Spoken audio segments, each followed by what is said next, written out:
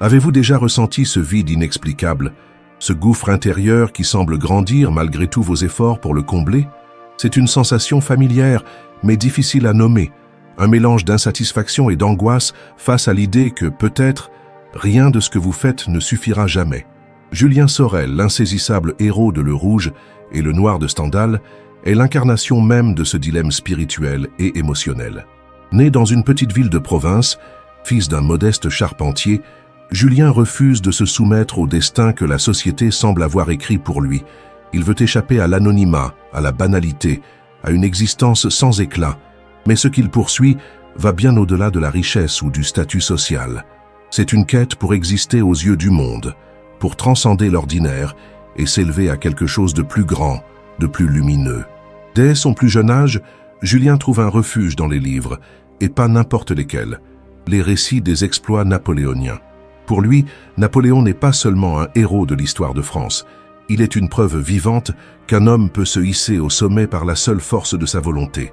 Cette idée nourrit chez Julien une ambition dévorante, mais aussi une illusion dangereuse, celle que le pouvoir et la reconnaissance pourraient apaiser ce qui brûle en lui. Pourtant, il y a dans cette aspiration une contradiction qu'il ne voit pas encore. Ce qu'il cherche n'est pas simplement de gravir les échelons sociaux, mais de trouver un sens à sa propre existence.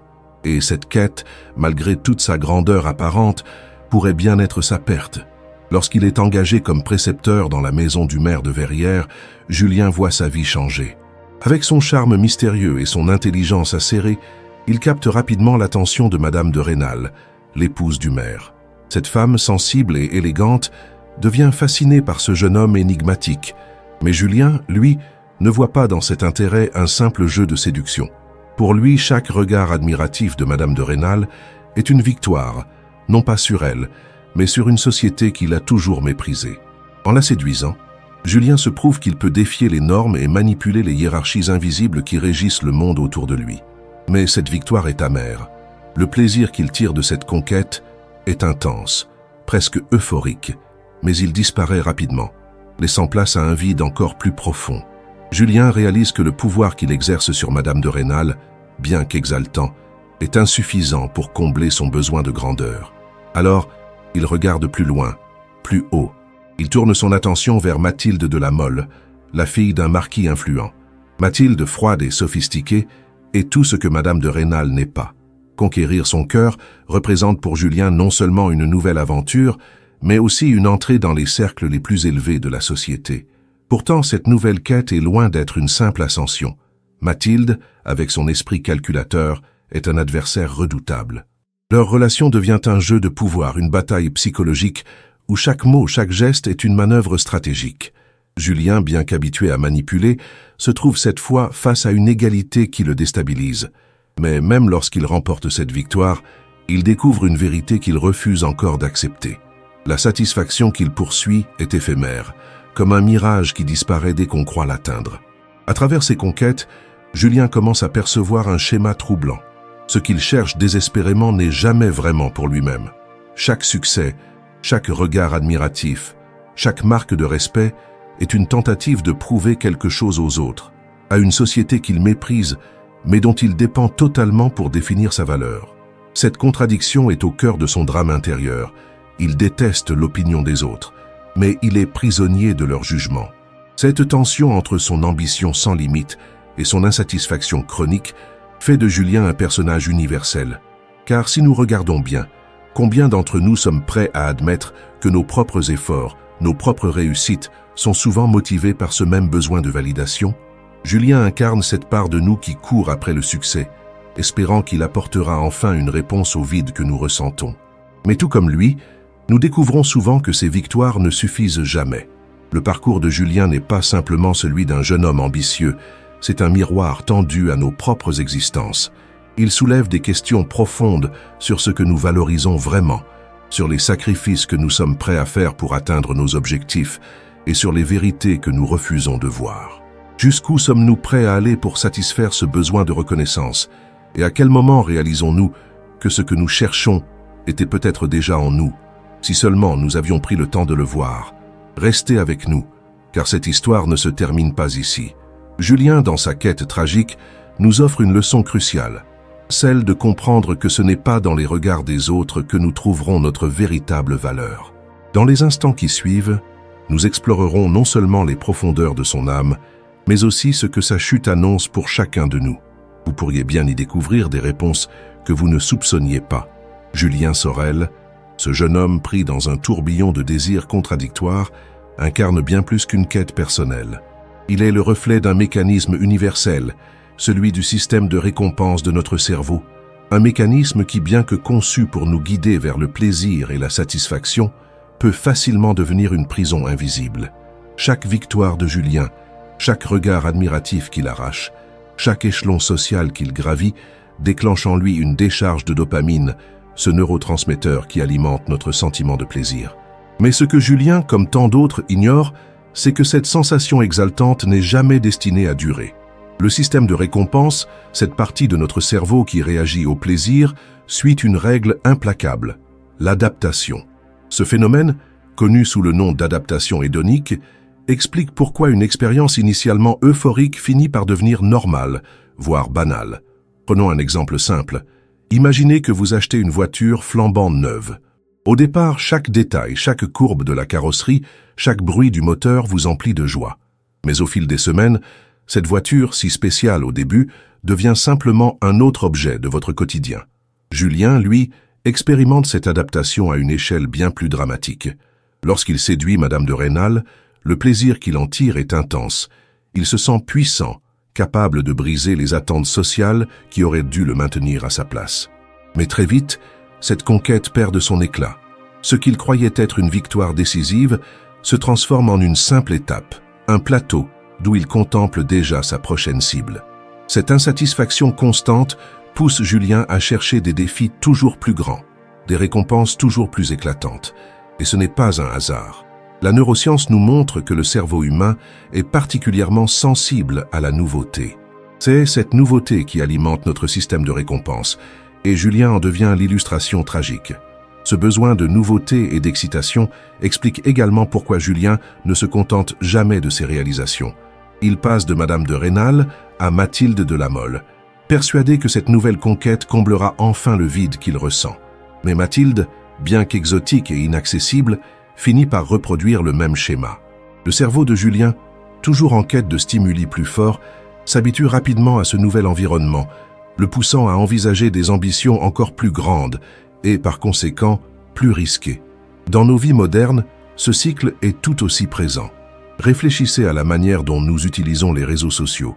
Chaque like, chaque notification agit comme une petite récompense, libérant une dose de dopamine. Mais à mesure que nous recevons ces récompenses, leur impact diminue.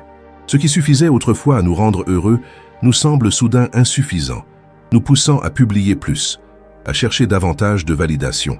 Julien, avec ses ambitions grandissantes, fonctionne de la même manière. Et cette quête incessante de récompense, qu'elle soit sociale ou matérielle, finit souvent par nous épuiser émotionnellement. Avant de plonger dans les profondeurs de l'histoire de Julien Sorel, prenez un instant pour réfléchir.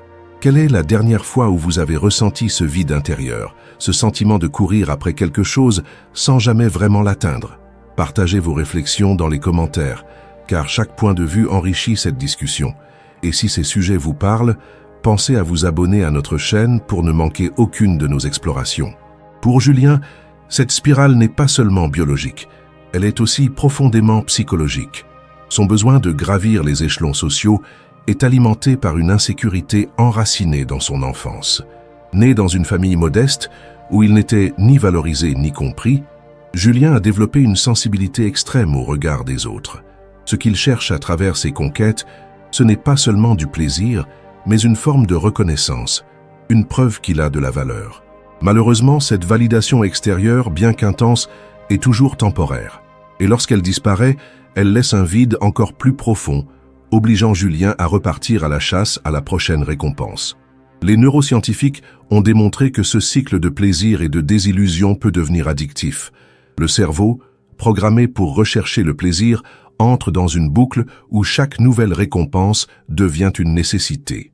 Mais à mesure que nous poursuivons ces récompenses, le seuil de satisfaction augmente, nous poussant à prendre des risques toujours plus grands pour atteindre le même niveau de plaisir. Julien, dans son ascension sociale, incarne ce phénomène.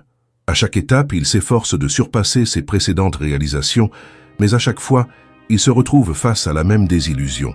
Un autre aspect fascinant de l'histoire de Julien est la manière dont son environnement social renforce ce cycle. La société dans laquelle il vit valorise le statut, la richesse et le pouvoir, des objectifs qui, bien qu'attrayants, sont intrinsèquement compétitifs et limités. Julien, en quête d'approbation dans un tel système, est pris au piège d'un jeu où il n'y a jamais de véritable fin. Même lorsqu'il semble atteindre le sommet, il découvre qu'il existe toujours un niveau supérieur, une autre cible à atteindre. Dans la société contemporaine, nous voyons ce même mécanisme à l'œuvre dans la culture du consumérisme. On nous incite constamment à acheter plus, à posséder des objets plus chers, à viser des styles de vie qui semblent toujours juste hors de portée. Tout comme Julien, nous sommes encouragés à croire que le prochain achat, la prochaine promotion ou la prochaine relation nous apportera enfin la satisfaction que nous recherchons. Mais comme le montre l'histoire de Julien, ce n'est jamais le cas.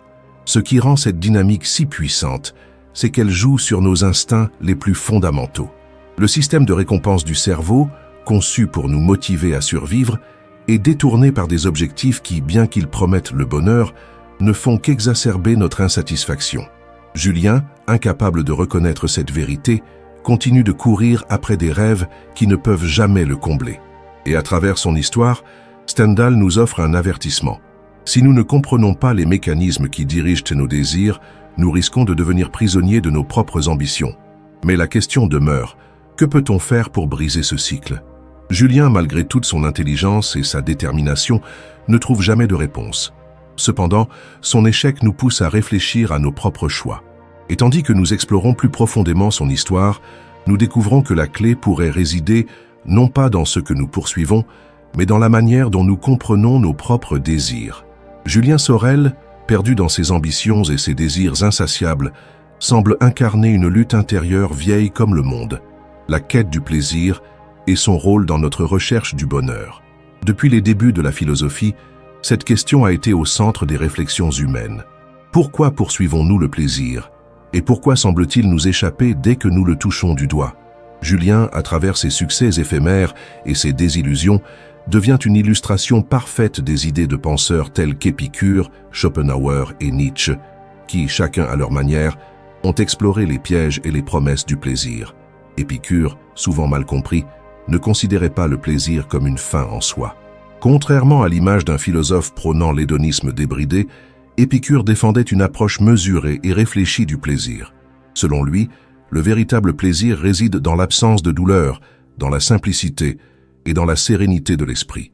Julien, en revanche, choisit un chemin radicalement opposé. Pour lui, le plaisir est une conquête, une escalade incessante vers des sommets toujours plus élevés. Chaque victoire, qu'elle soit sociale ou romantique, est une tentative de combler un vide intérieur qu'il ne sait pas nommer. Mais à chaque fois, le vide revient, plus profond, plus accablant. Julien aurait-il pu trouver la paix dans une vie plus simple, plus en accord avec les préceptes d'Épicure? Peut-être, mais son esprit, consumé par l'ambition, le pousse à chercher des plaisirs qui, loin de le libérer, l'emprisonnent. Arthur Schopenhauer, quant à lui, voyait la vie comme un cycle incessant de désirs et d'insatisfaction. Pour lui, chaque désir satisfait engendre un nouveau désir, créant une boucle sans fin. Julien est l'exemple vivant de cette théorie. Lorsqu'il obtient ce qu'il désire, qu'il s'agisse de l'admiration de Madame de Rênal ou de l'attention de Mathilde de la Mole, il ne trouve jamais la satisfaction qu'il espérait. À peine a-t-il atteint son objectif qu'il en cherche un autre, croyant que le prochain lui apportera enfin la paix. Mais comme Schopenhauer l'avait anticipé, cette paix reste hors de portée. Julien, dans son obsession pour les récompenses immédiates, est condamné à vivre dans un état de manque perpétuel. Cette vision pessimiste de la vie peut sembler accablante, mais elle pose une question essentielle. Comment pouvons-nous briser ce cycle? Nietzsche, dans sa critique des valeurs imposées par la société, offre une perspective différente. Selon lui, une grande partie de notre souffrance vient de notre tendance à vivre selon les attentes des autres plutôt qu'en accord avec nos propres valeurs. Julien, bien qu'ambitieux et déterminé, est profondément influencé par les normes sociales de son époque. Il cherche à prouver sa valeur à une société qui le méprise, mais cette quête est fondamentalement hypocrite. Il méprise les élites tout en cherchant leur approbation. Cette dualité est au cœur de son conflit intérieur. Nietzsche aurait encouragé Julien à rejeter ses valeurs externes et à embrasser une vie guidée par ses propres aspirations authentiques. Mais pour Julien, cette voie reste inaccessible. Pris dans les filets de son besoin de validation, il ne parvient jamais à se libérer des chaînes invisibles de la reconnaissance sociale. Cette tension entre les philosophies de la simplicité, du désir et de l'authenticité résonne profondément dans nos vies modernes. Nous vivons dans une époque où le plaisir est omniprésent. Des repas gastronomiques aux vacances de rêve, en passant par la gratification instantanée des réseaux sociaux. Mais comme Julien, nous découvrons souvent que ces plaisirs, bien que séduisants, ne suffisent jamais à combler nos aspirations les plus profondes. Le vide qu'il ressent est un miroir de nos propres insatisfactions. Pourquoi, malgré tout ce que nous possédons, ressentons-nous souvent ce manque? Les réponses que les philosophes ont apportées à cette question ne sont pas des solutions faciles, mais elles nous invitent à réfléchir sur la nature même de nos désirs. Un autre aspect fascinant de la quête de Julien est sa tension entre le plaisir immédiat et la recherche de sens. Épicure aurait suggéré que Julien se concentre sur les plaisirs simples, l'amitié, la contemplation et l'absence de troubles intérieurs. Schopenhauer aurait vu dans sa lutte une expression de la volonté de vivre, cette force aveugle qui nous pousse à continuer malgré nos souffrances. Nietzsche, enfin, aurait peut-être admiré l'ambition de Julien tout en déplorant son manque de vision personnelle. Mais ce qui rend l'histoire de Julien si captivante, c'est qu'elle ne se limite pas à une seule de ses perspectives. Elle les incarne toutes, révélant les complexités de la condition humaine. En approfondissant ces réflexions, il est impossible de ne pas remarquer les parallèles entre la vie de Julien et les défis auxquels nous sommes confrontés aujourd'hui. Si Épicure nous invite à trouver la sérénité dans la simplicité, combien d'entre nous sont réellement prêts à renoncer à la poursuite incessante de plus? Si Schopenhauer nous avertit que le désir est une source de souffrance, comment pouvons-nous concilier cela avec notre instinct naturel à vouloir toujours avancer? Et si Nietzsche nous encourage à embrasser nos propres valeurs, comment échapper à l'influence omniprésente de la société? À travers Julien, ces questions philosophiques prennent une dimension profondément humaine. Elles ne sont plus de simples idées abstraites, mais des dilemmes concrets auxquels nous pouvons tous nous identifier. Nous voyons dans son parcours une lutte qui est aussi la nôtre, le désir de vivre pleinement, de trouver un sens, et d'échapper à l'insatisfaction chronique qui semble être le lot de notre existence. Alors que Julien poursuit son ascension, son histoire nous pousse à réfléchir sur nos propres choix. Sommes-nous, comme lui, prisonniers d'une quête de validation extérieure, ou sommes-nous capables de trouver un équilibre, une manière de vivre qui nous libère des illusions du plaisir et des attentes des autres? La réponse, peut-être, se trouve non pas dans ce que nous poursuivons, mais dans la manière dont nous comprenons nos propres désirs. Julien Sorel, bien qu'ambitieux et résolu, est avant tout un jeune homme hanté par une quête insatiable de validation. Cette quête, qui guide ses actions et ses choix, trouve ses racines dans les profondeurs de sa psychologie. Plus qu'un simple désir de réussite sociale ou d'amour, Julien cherche à prouver qu'il mérite d'être vu, reconnu, valorisé. Pour comprendre ce besoin, il est essentiel d'examiner les mécanismes psychologiques qui façonnent son comportement, ainsi que les blessures invisibles qui alimentent sa détermination. Dès son plus jeune âge, Julien a été confronté à une réalité froide et brutale. Il n'était pas désiré ni apprécié par sa propre famille. Fils d'un charpentier rude et autoritaire, il grandit dans un environnement où les mots d'encouragement ou d'affection étaient aussi rares que les moments de tendresse. Cette absence de reconnaissance dans son cercle familial a profondément marqué Julien. Dans la théorie de l'attachement, développée par John Bowlby, on apprend que les premières relations d'un enfant avec ses figures parentales influencent directement sa perception de lui-même et du monde. Julien, privé de ce lien nourrissant, a développé une vision de lui-même basée sur le manque, sur l'idée qu'il devait prouver sa valeur pour être accepté. Ce schéma se poursuit tout au long de sa vie. À chaque interaction significative, Julien cherche inconsciemment à combler ce vide laissé par son enfance. Sa relation avec Madame de Rênal illustre parfaitement ce besoin.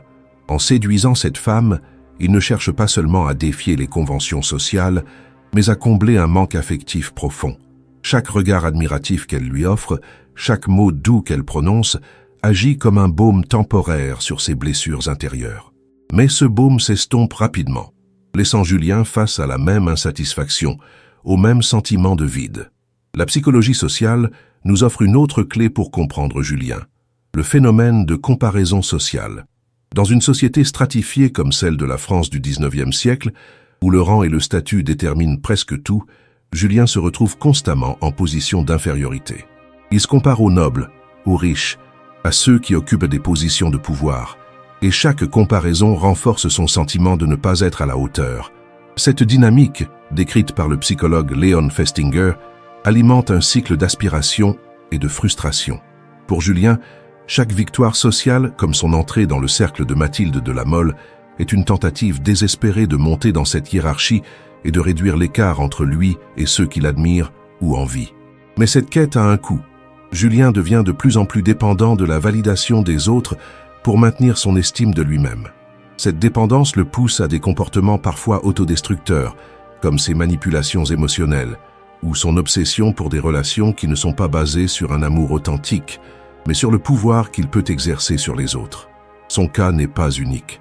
La psychologie moderne montre que lorsque notre estime de soi repose sur des facteurs externes, le regard des autres, le statut ou les possessions matérielles, elle devient incroyablement fragile.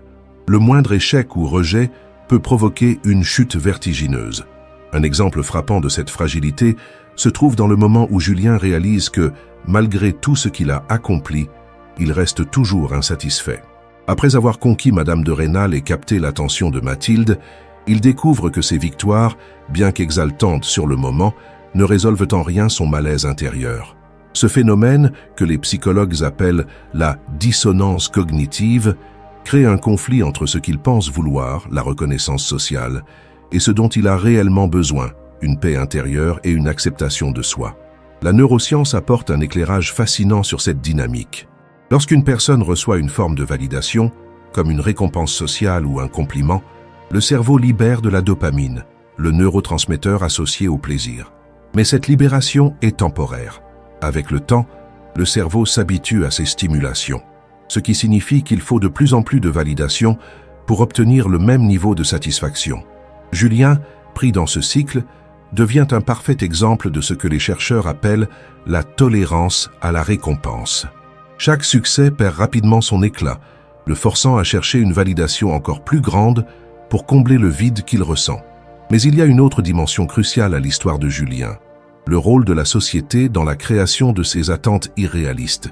Dans le monde de Julien comme dans le nôtre, la société valorise les apparences, le statut et les réussites visibles. Elle récompense ceux qui se conforment à ses normes, tout en marginalisant ceux qui ne le font pas. Julien, en tant qu'homme de basse naissance, ressent cette pression de manière aiguë. Chaque échec ou rejet qu'il subit renforce son sentiment de ne pas être assez bien, de ne jamais pouvoir atteindre le niveau d'acceptation qu'il désire. Ce qui rend cette dynamique si puissante, c'est qu'elle est universelle. Nous voyons ces mêmes schémas dans nos vies modernes, que ce soit à travers les réseaux sociaux, où les likes et les commentaires dictent souvent notre sentiment de valeur, ou dans les milieux professionnels, où le succès est mesuré en termes de titres et de salaires. Julien, avec ses luttes intérieures, devient un miroir de nos propres insécurités et aspirations. Cependant, l'histoire de Julien soulève une question essentielle. Est-il possible de briser ce cycle? Peut-on trouver une source de validation qui ne soit pas basée sur des facteurs externes, mais sur une acceptation intérieure de soi-même? Cette question, bien que laissée sans réponse dans le récit de Julien, est au cœur des enseignements de nombreux penseurs et traditions spirituelles. Julien Sorel est bien plus qu'un personnage animé par des ambitions personnelles. Il est aussi le produit d'une société rigide et hiérarchisée, où chaque individu est jugé selon sa naissance, son statut et ses possessions. Dans un tel monde, l'ascension sociale devient presque une nécessité pour quiconque cherche à échapper à l'anonymat. Mais cette quête, loin de libérer Julien, l'emprisonne dans une spirale d'attente et de pression sociale qui le pousse toujours plus loin, tout en lui retirant peu à peu son authenticité. Alors que nous découvrons ensemble les luttes et les aspirations de Julien, une question se pose. Pensez-vous que la quête de reconnaissance et de validation est une part inévitable de la nature humaine? Ou existe-t-il une voie pour s'en libérer? Dites-nous ce que vous en pensez dans les commentaires. Nous serions ravis de connaître votre avis. Et n'oubliez pas, En vous abonnant, vous rejoignez une communauté de réflexion et de partage autour de sujets aussi profonds qu'enrichissants. Dans la France du XIXe siècle, où Stendhal situe l'histoire de Julien, les classes sociales étaient des frontières presque infranchissables. Les nobles dominaient non seulement par leur richesse, mais aussi par leur influence culturelle et politique. Les classes populaires, quant à elles, étaient réduites à des rôles de subordination, leur valeur définie par leur utilité et leur obéissance.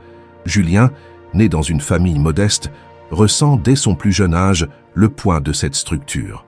Mais au lieu de l'accepter, il développe une rébellion silencieuse, une détermination farouche à prouver qu'il est plus que ce que la société veut lui imposer. Cependant, cette rébellion est en elle-même un piège. Julien ne cherche pas à rejeter les valeurs de cette société, mais à s'y conformer, à y exceller. Il adopte les codes des élites, imite leur langage, leur posture, leur manière de penser, tout en nourrissant un profond mépris pour leur hypocrisie. Cette dualité, désirer appartenir à un groupe tout en le méprisant, est au cœur du drame de Julien. Il est prêt à tout pour être accepté, mais cette acceptation, même lorsqu'il la gagne, ne lui apporte jamais la satisfaction qu'il espère. Un exemple frappant de cette dynamique est son interaction avec Mathilde de la Mole. Mathilde représente tout ce que Julien admire et envie, la sophistication, la richesse, le pouvoir social. Mais leur relation est un combat constant. Mathilde, consciente de son privilège, ne voit en Julien qu'un défi, une distraction, une manière de briser l'ennui de son existence dorée. Julien, quant à lui, voit en elle une opportunité, un moyen d'accéder à un monde qui lui a toujours été fermé. Mais même lorsqu'il gagne son affection, il se rend compte que ce n'est pas suffisant. Les attentes de Mathilde, les jugements silencieux de sa famille, la constante nécessité de prouver sa valeur, tout cela ne fait qu'alourdir le fardeau de Julien. Cette pression sociale n'est pas propre à l'époque de Julien. Elle trouve des échos troublants dans notre monde contemporain. Aujourd'hui, bien que les frontières entre les classes soient moins visibles, elles persistent sous d'autres formes. Les diplômes, les marques de luxe, les followers sur les réseaux sociaux. La société moderne, tout comme celle de Julien, valorise l'apparence et la performance. Nous sommes constamment incités à montrer notre réussite, à prouver que nous appartenons à un certain groupe, que ce soit par nos possessions, notre carrière ou nos relations. Mais tout comme Julien, beaucoup découvrent que cette quête de validation sociale est une course sans fin. Chaque réussite est rapidement éclipsée par la nécessité d'en obtenir une nouvelle, plus grande, plus impressionnante. Un autre aspect crucial de cette dynamique est l'impact qu'elle a sur les relations humaines. Julien, dans sa quête de statut, traite souvent les gens comme des outils pour atteindre ses objectifs. Madame de Rênal n'est pas une femme qu'il aime profondément, mais un symbole de son pouvoir sur une classe sociale supérieure.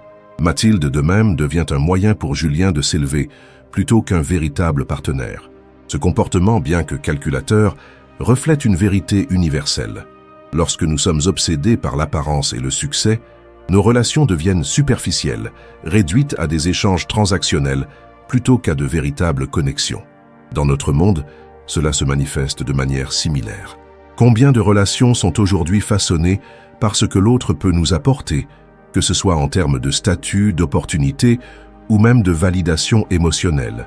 Les réseaux sociaux, par exemple, encouragent une culture où les interactions sont souvent motivées par le besoin de visibilité ou de reconnaissance, plutôt que par un désir sincère de connexion. Julien, bien que vivant dans un contexte différent, illustre cette même tendance, révélant les dangers de sacrifier l'authenticité sur l'autel de la validation sociale. Ce qui rend cette spirale particulièrement insidieuse, c'est qu'elle est renforcée par les attentes de la société elle-même. Julien, tout comme nous, est constamment bombardé de messages qui valorisent la réussite visible, les possessions matérielles et l'approbation des autres. Ces messages, bien qu'ils promettent le bonheur, créent une pression immense. Julien, incapable de résister à cette pression, devient un prisonnier de ses propres ambitions. Chaque étape qu'il franchit, chaque niveau qu'il atteint, ne fait qu'ajouter à son fardeau, au lieu de le libérer. Mais l'histoire de Julien soulève une question fondamentale. Est-il possible de se libérer de ses attentes? Pouvons-nous trouver une manière de vivre qui ne soit pas dictée par les normes sociales, mais par nos propres valeurs et désirs authentiques? Julien, dans son obsession pour la validation externe, n'a jamais exploré cette possibilité. Mais son échec nous offre une opportunité de réfléchir à nos propres choix. Alors que nous arrivons à la fin de notre exploration de la vie de Julien Sorel, il est difficile de ne pas ressentir une certaine gravité dans les leçons qu'il nous laisse. Julien, avec ses ambitions dévorantes, ses conquêtes éphémères et ses désillusions profondes, nous a offert bien plus qu'une simple histoire. Il a tendu un miroir à nos propres vies, révélant les pièges de la validation extérieure, la course effrénée au succès et cette quête illusoire d'un bonheur qui semble toujours hors de portée. À travers son ascension et sa chute, nous avons vu à quel point le désir de reconnaissance peut devenir une prison, nous éloignant non seulement des autres, mais surtout de nous-mêmes. Julien cherchait la grandeur, mais à quel prix? En poursuivant l'approbation des autres, il a sacrifié sa paix intérieure, ses relations authentiques et finalement son propre avenir. Et pourtant, son histoire n'est pas uniquement tragique. Elle est aussi une invitation puissante à réfléchir sur nos propres priorités, nos choix et nos aspirations. Nous vivons dans un monde où les pressions sociales sont omniprésentes. Les réseaux sociaux, les attentes professionnelles, les normes culturelles, tout semble conspirer pour nous pousser à en vouloir toujours plus, à être toujours meilleurs. Mais Julien nous rappelle une vérité essentielle. Tout ce que nous cherchons à l'extérieur ne pourra jamais compenser ce que nous ne trouvons pas à l'intérieur. Alors, que pouvons-nous apprendre de lui?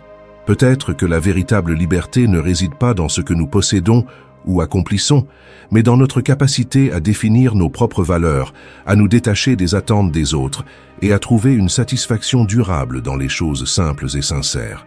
C'est un chemin difficile, mais essentiel pour échapper au vide que Julien a connu si intimement. Nous vous remercions d'avoir pris le temps de plonger avec nous dans cette réflexion, d'avoir suivi l'histoire de Julien et de l'avoir laissé résonner avec vos propres expériences. Ce voyage n'est pas seulement littéraire, il est profondément humain et spirituel.